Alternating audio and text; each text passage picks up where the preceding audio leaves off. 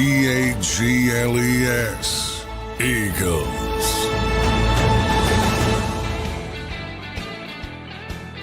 Welcome in, everybody, to a Tuesday edition of Birds 365. Moving right along, Johnny Mac, moving into Week 14 in the NFL. Coming up, Philadelphia Eagles sitting at 10-2, coming off an eighth straight win versus the Baltimore Ravens. John, the dust is settling on the big win from Sunday afternoon. How you doing on this Tuesday morning, brother? 10-2 Tuesday. Let's call it that. Coordinator day down at the NovaCare complex. So, Vic Fangio will get his love again.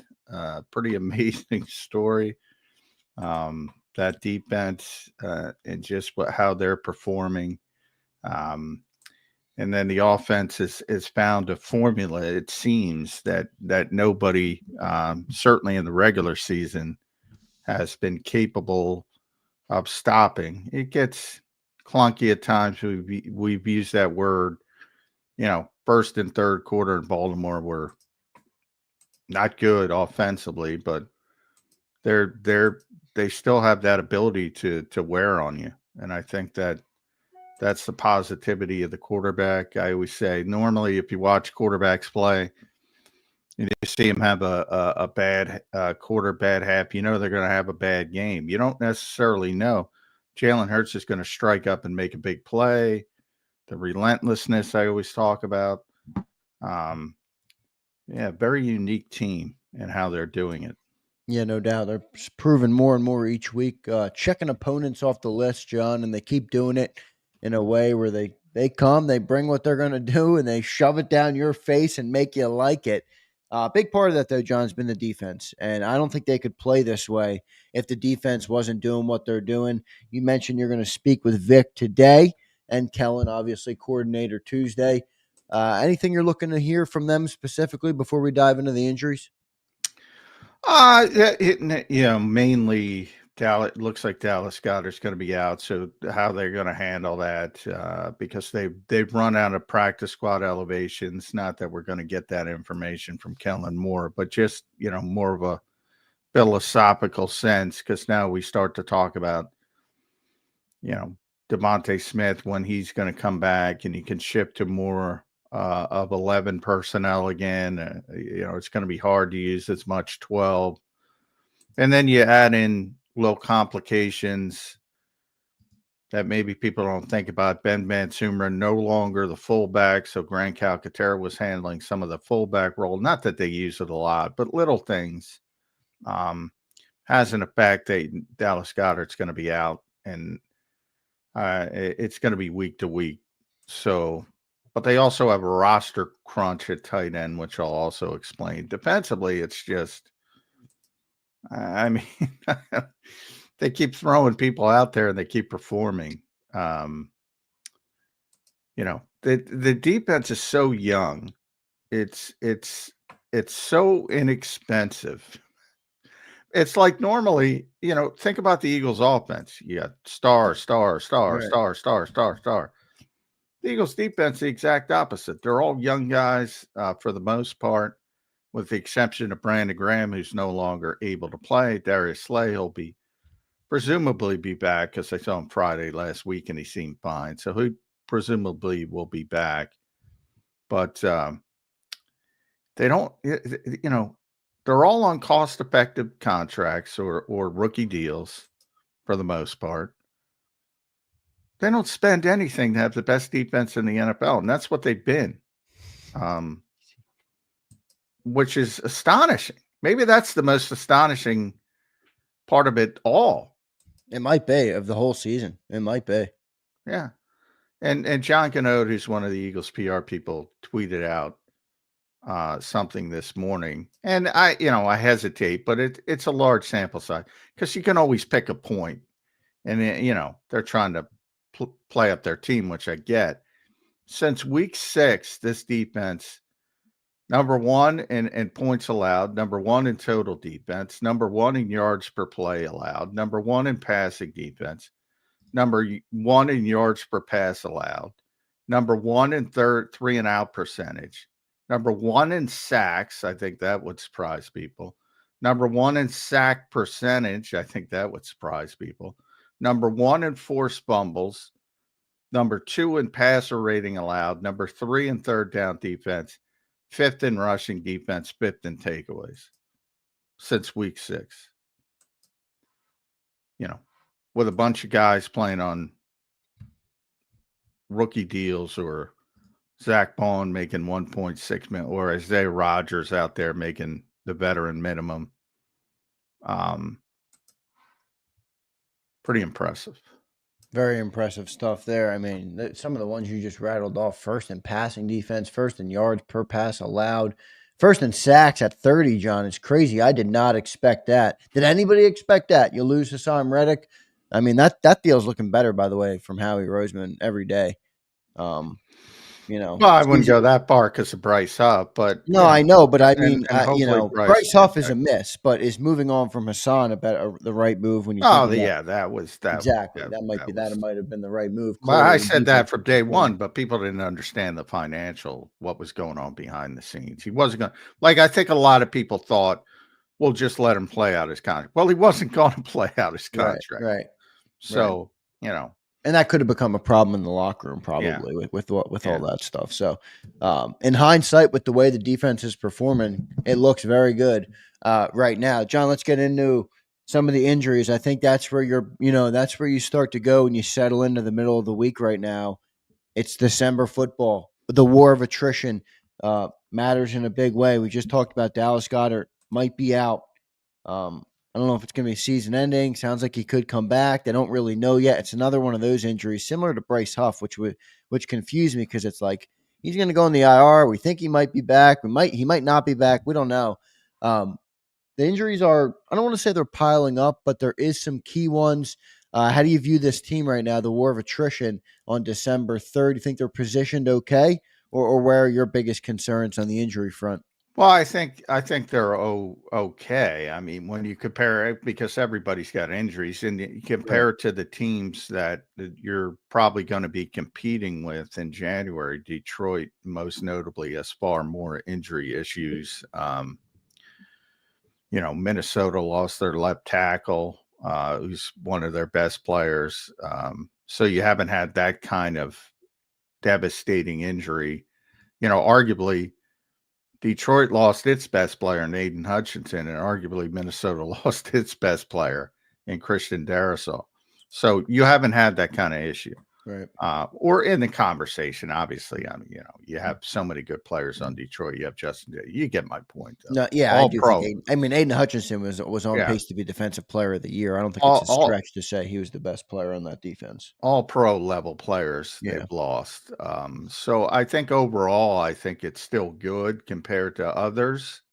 But yeah, it's starting to pile up a little bit. And tight end is interesting because they have very little depth there to begin with. And they only have 2 on the 53. Dallas Goedert's going to miss, it's not going to be season ending, but he's going to miss a number of weeks, and maybe as much as 4. They could put him on injured reserve.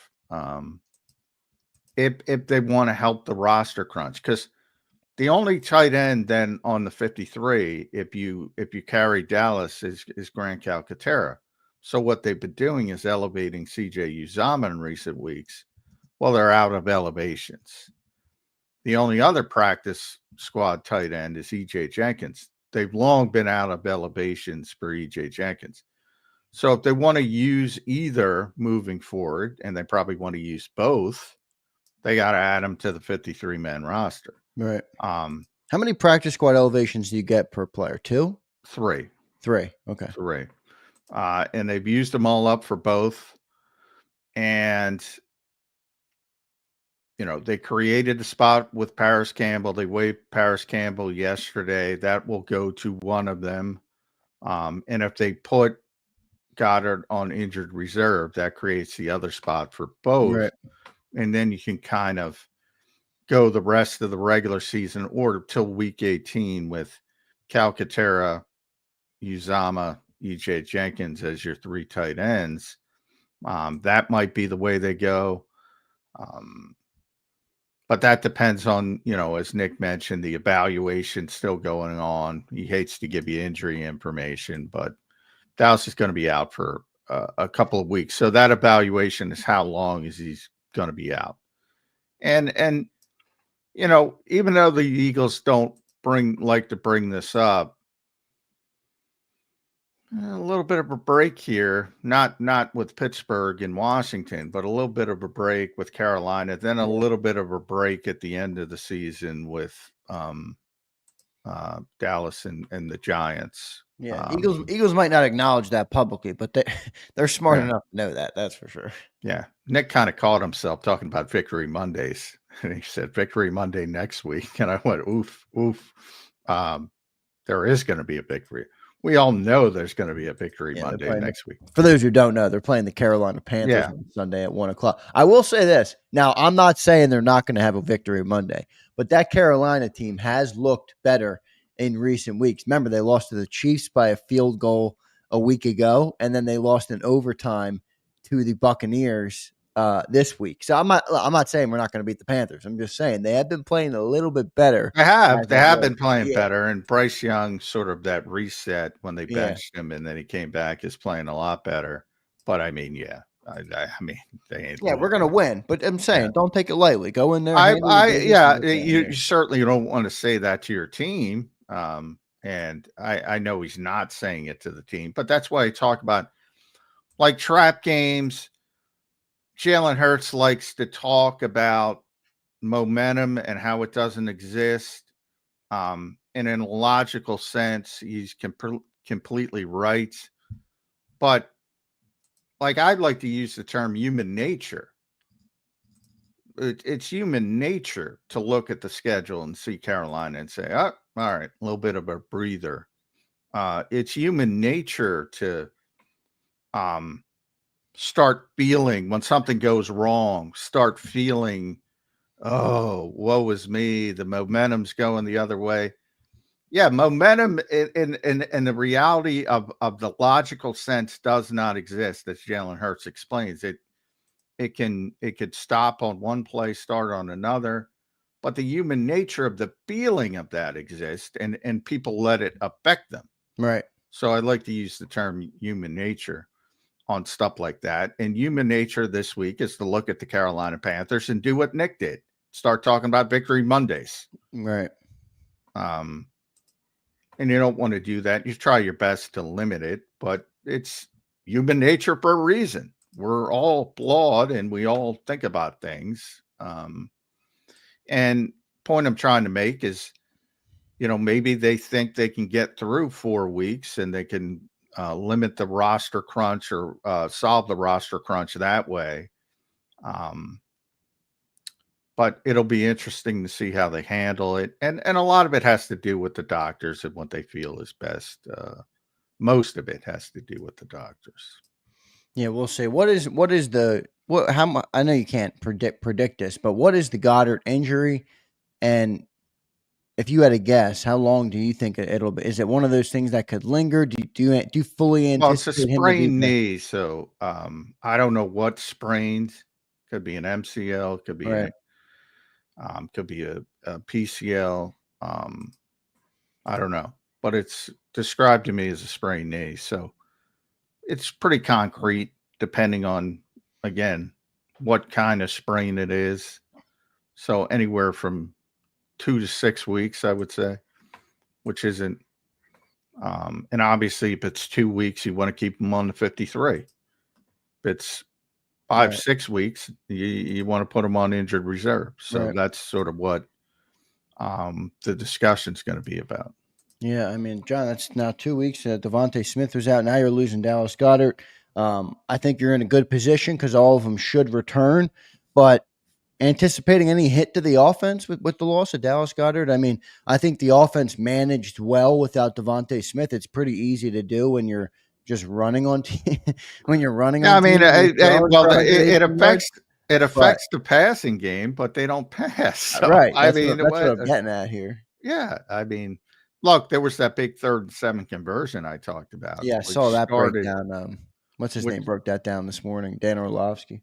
Yeah, that started the essentially what was the game deciding drive by the Eagles. It started with that 3rd and 7. Then it was the runs. Saquon for 14, Jalen keeper for 11, then Saquon for the touchdown. But it all started with that 3rd and 7 conversion. So that was a really big play in the game.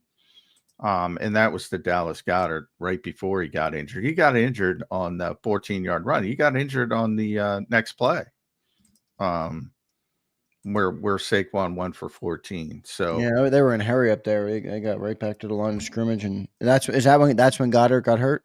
yeah, he got it. It looked not 100%, but it looked like that's where he got hurt. He was blocking one of the Ravens linebackers, and it looked like that's where he hurt the knee. So, yeah. So right now, I mean, look, they look pretty limited with Dallas Goedert and Devonta Smith. So, yeah, I would imagine they'd be even more limited in the passing game without them. Yeah, we'll see. But part of that is just how they're playing. I mean, part of that is just how they're playing. Right, I don't right. believe for a second if they need, and Nick said it to me when I was asking about Kellen Moore yesterday. He said 50. If we have to throw it 50 times, we'll throw it 50 times. He usually says 40. He went up to 50. I can't imagine this team needing to throw it 50 times.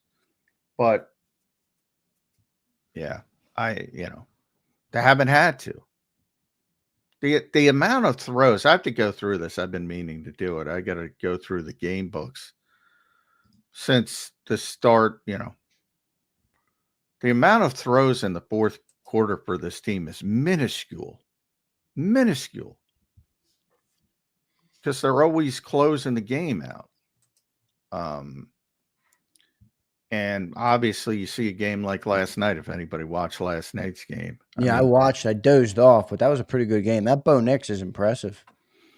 Yeah, Jameis was throwing the football all over the place. He was a 4 freaking 90 or something. You see why he went for 5,000 yards, don't you? And then you also see why he was one of the few to have 30 tutties and 30 picks. Yeah.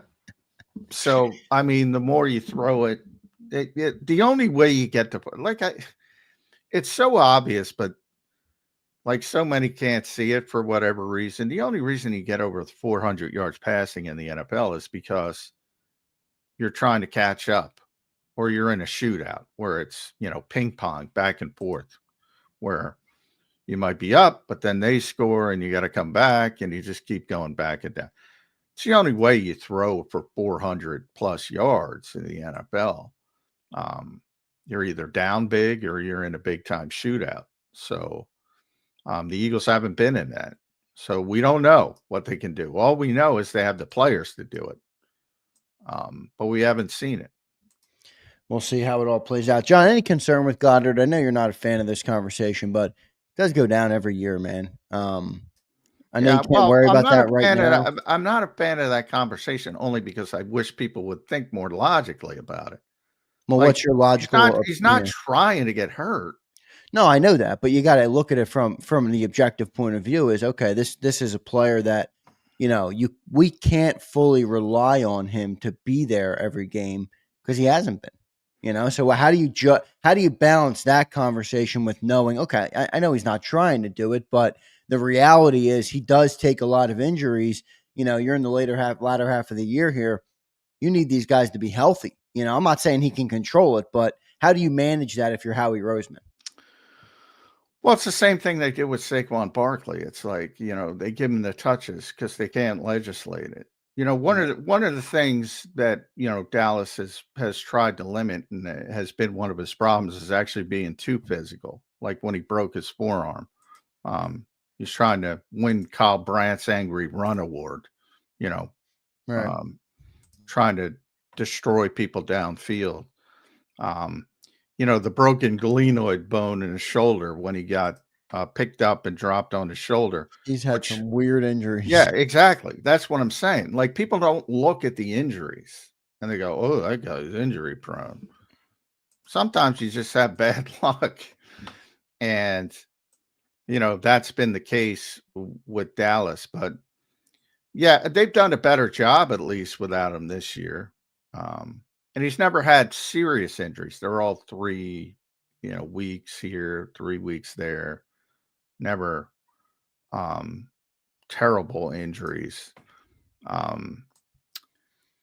Torn ACLs or things of that nature. But yeah, I don't, because I'm like, I guess my question to all the people that, and again, if you, with any player, if you tweet me about, oh, he's glass, or I immediately mute you. So just to let you know, if I don't, you're probably muted for saying something about injuries. Like you know, what would you want them to do to prevent injuries? Well, no, yeah, I'm not asking you specifically. I know what I'm you're asking saying. people. I I get what mean, you're saying. nobody's trying to get hurt.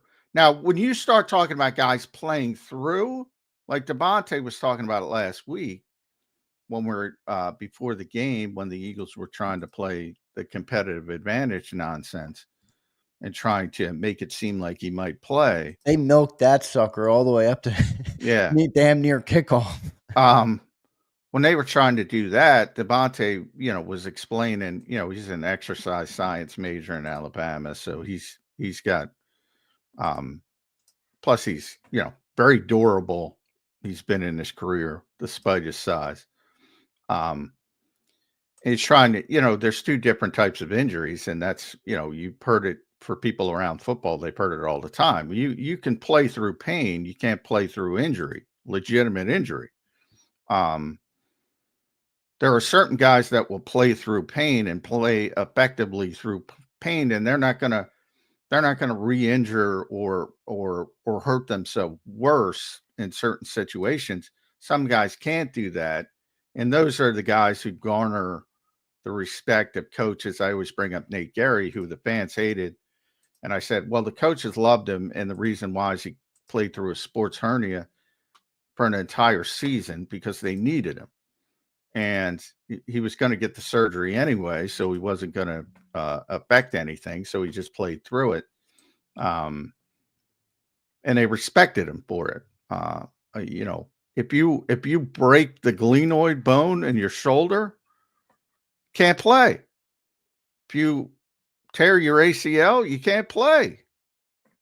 If you tear your Achilles, you can't play. If you tear your triceps like Brandon Graham, you can't play.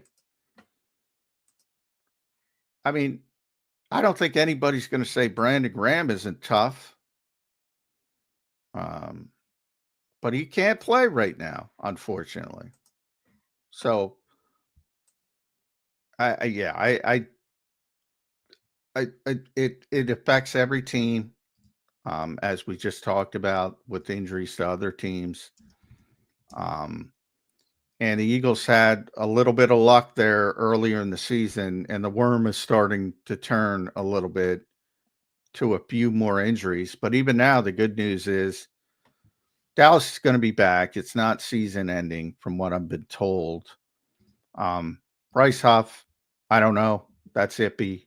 That was dependent upon the wrist surgery, and I haven't really heard anything. But I know the Eagles were hopeful of getting him back for the playoffs. We'll see if that happens. On the other hand, Brandon's out for the year. Ben Van Sumeren's out for the year. So those kinds of injuries are starting to pile up a little bit, which is difficult. But man, guys keep stepping up, whether it's Isaiah Rodgers playing for Slay with just a concussion, or I shouldn't say just, but you get my point, or, Jalix Hunt. Step it up, man. Wasn't great. I'm sure there were some mistakes, but I thought he was he pretty good. didn't look out of place. I'll tell you that. He didn't. He didn't look terrible. And it's been pretty impressive. Yeah, you mentioned they made the move on Paris Campbell too, John. Speaking of Devonta Smith, They waived Paris Campbell. Now, I would assume they're going to bring him back on the practice squad once he clears waivers. We'll see if they do that. Does that give you any inkling on Devonta Smith? He should be ready to go this No, week. that has nothing to do with Devonta Smith. That No, is I just didn't every know if they felt like, okay, Devontae's coming back, so we can now make this move. No, that has to do with creating a spot for a tight end. Okay. Yeah. Do you Nothing. expect Devontae to be back? I would assume, right? I mean, he was close to playing last week. Yeah, but they're playing Carolina. Right. Like, why do you want to push it? That's Right. how I look Let at him it. get 100%. Now, Right. the Eagles have been pretty consistent. If he's cleared, he's cleared, he's playing. So, I mean, if he's cleared, he's playing. But if I were them, I'm going to be honest and say, yeah, it's Carolina. Again, we're going to have this discussion all week. It's Carolina. I'm not pushing it. It's a hamster. You already aggravated it once. Yeah, I hear you. If I could buy a week, and it's very rare you can buy a week in this league, you can buy a week. I would be cautious. They have been pretty consistent, though. Jordan Mailata, like I was stunned they brought him back for the Rams game. I was stunned. No practice that week on the Thursday night game. Had been out, didn't have one practice, but they cleared him and he played. Devontae's that guy. He's a deference player too. If the doctors clear him, he'll play. I wouldn't clear him because of Carolina's on the schedule. But that's just me. Makes a lot of sense. John, any other injuries that are concerning you? Obviously, Slay missed a couple of weeks. Reed Blankenship got banged up. Yeah, Reed's a little bit because of the concussion. With Slay couldn't get through, so you're worried about that. And another guy, Tristan McCullum, steps up. He did, man. Everybody's stepping up right now, John. It's unbelievable. And a testament to Vic Fangio and his teaching and getting young players up to speed. Because he was solid. And those were meaningful minutes. Because that was a close game until the Saquon touchdown. Those were meaningful minutes, and even afterwards, they were meaningful minutes for Tristan McCullum, and he did a good job as well. So, but yeah, it's always tough to get through concussion protocol in 1 week. I think the only guy to do it this year for the Eagles is Ben Van Sumeren. To my knowledge, if I remember correctly, that's the only guy who's gotten through it in 1 week. John, any reason they went to Tristan McCullum over Sidney Brown there? Yeah, Vic talked about it last week. Just, he's been taking reps since, training camp and through it all. And Sidney missed a very long period of time. And he's just ahead of him from understanding the defense standpoint. So I wouldn't get too worked up, but the Sidney part is, that's, you have to be disciplined in Vic's defense. And, you've seen Sidney, he's, I don't want to say reckless at times, but at times that's been, one of the knocks on him. He's a phenomenal athlete, but he plays a million miles an hour. So if you aren't going to be disciplined, and the Miami Dolphins can talk about this, if you're not going to be disciplined, you're not going to play for Vic Fangio.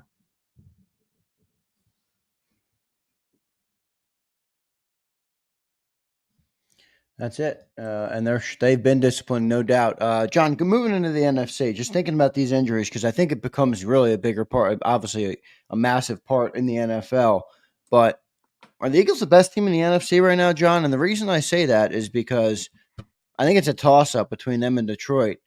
But when you look at the injuries that are piling up on Detroit, it's pretty alarming for them. They're much worse than the Eagles in terms of injuries. They've had two guys who are now out for the year on the defense. They had two linebackers, some offensive linemen. They got defensive linemen hurt. I mean, they got a lot of injuries right now on the Detroit Lions.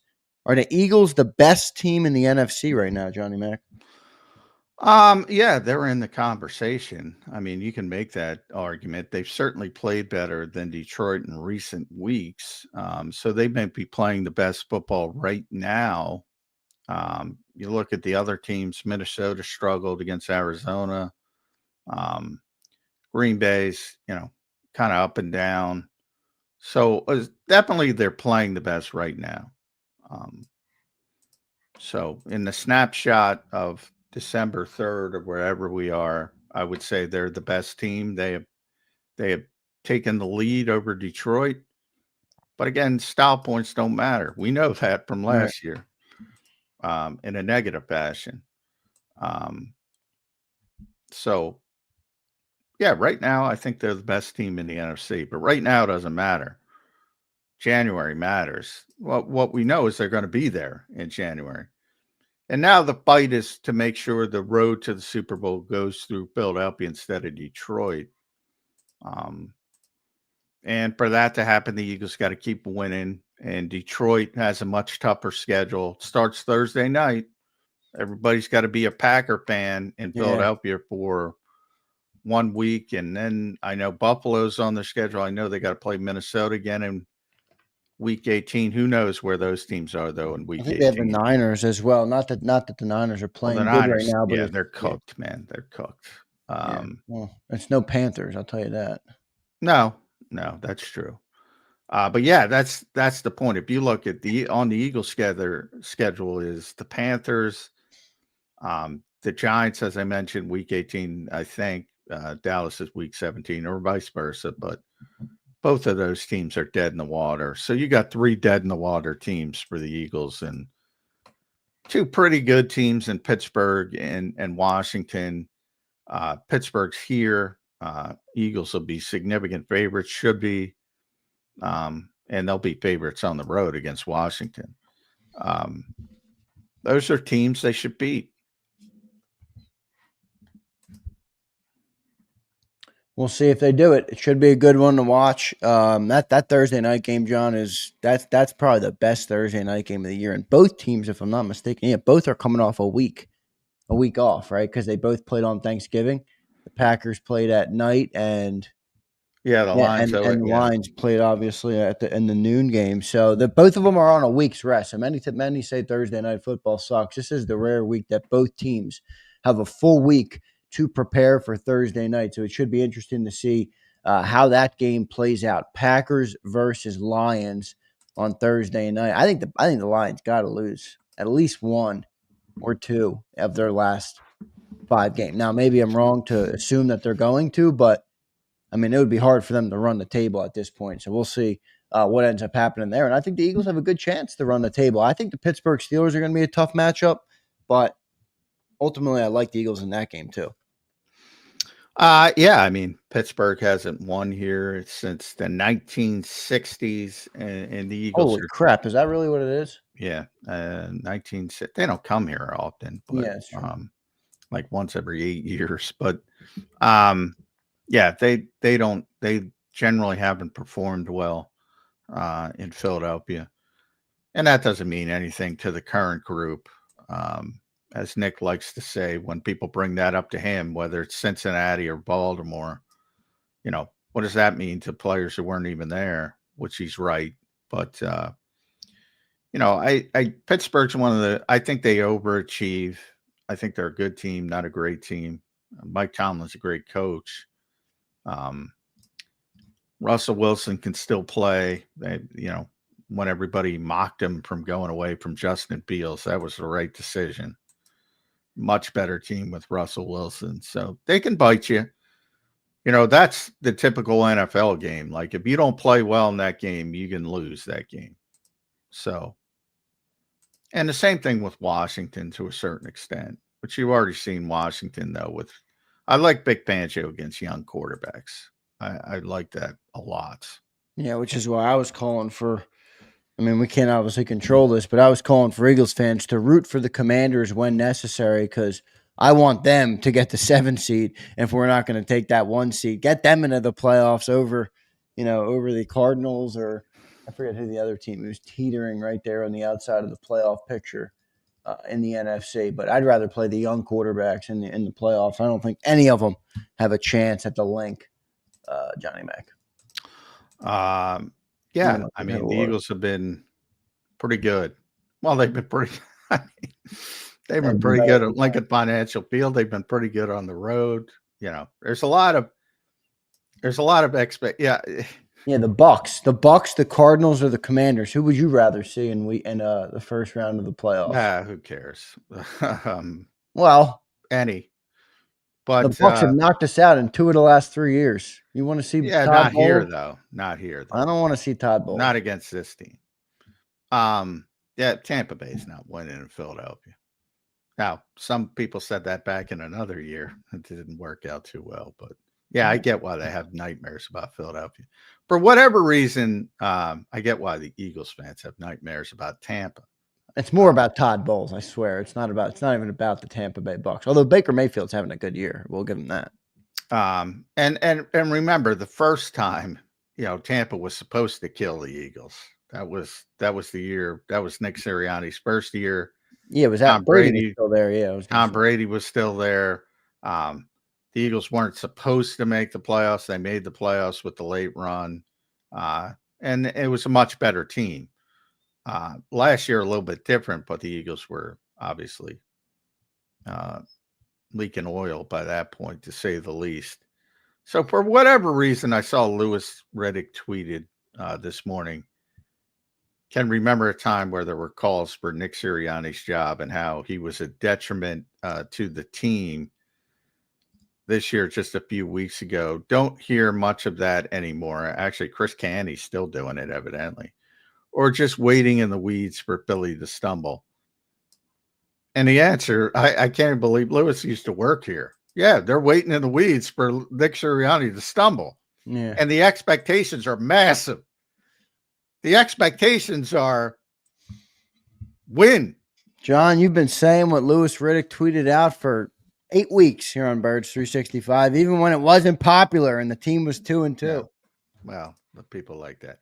And just for the one goofball in the chat who called me a baby for saying I block people if they say, first of all, I don't block anybody, you idiot. You're muting. I mute people. So you're screaming into the void. That's number one. Number two, who's the baby when you're complaining about injuries? And if you met and if you called Dallas Goedert glass and you met him in person, you'd shit your pants. So who's the baby? Gotta give him an F-bomb, John. You gotta if you're gonna rip him, you gotta rip him. Well, I did rip it. People are goofballs that say that. NFL players are soft, but you aren't. Think about the stupidity of that statement.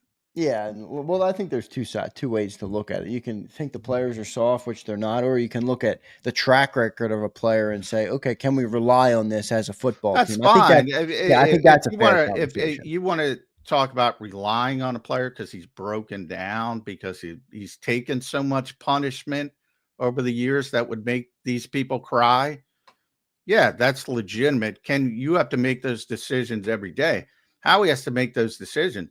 It wouldn't be a surprise to me after the season if Howie is starting to think about turning the page at tight end, to be honest. That's a legitimate discussion. The other stuff is not a legitimate discussion. Now I want to know who Johnny Mac just shredded in the chat. Reveal yourself. Who was just shredded by Johnny Mac in the chat? I missed the comment. I don't Good stuff. Good stuff. Let's get to our commercial break. We'll talk about Jalen Hurts a little bit when we come back. And then in hour number 2 today, we will have Chris Franklin. So looking forward to talking to Chris from NJ.com. Appreciate everybody in the chat today. Even the one who was just cooked. Mint Diggity, what's up? Keith Johnson, Mr. Perez, Real Zeal, Callie Baby. What's going on? Brian Fleming, good to see you, Brian. Matthew Peters, all you guys in here. We appreciate each and every one of you. Don't forget to hit that like button. We had a big day yesterday on the likes. We've been doing pretty good on the likes here on Birds 365. So keep smashing that like madness. What's up, my guy?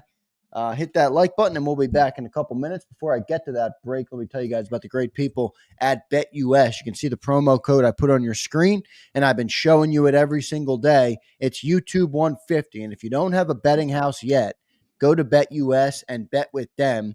The promo code is YouTube 150. Gives you 150% sign-up bonus on your very first deposit. Then you get 125% on your second and third deposit. So all up to $2,000.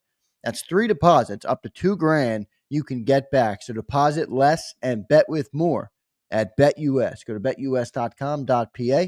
That's betus.com.pa. We'll be back in 3 minutes, everybody, on Birds 365.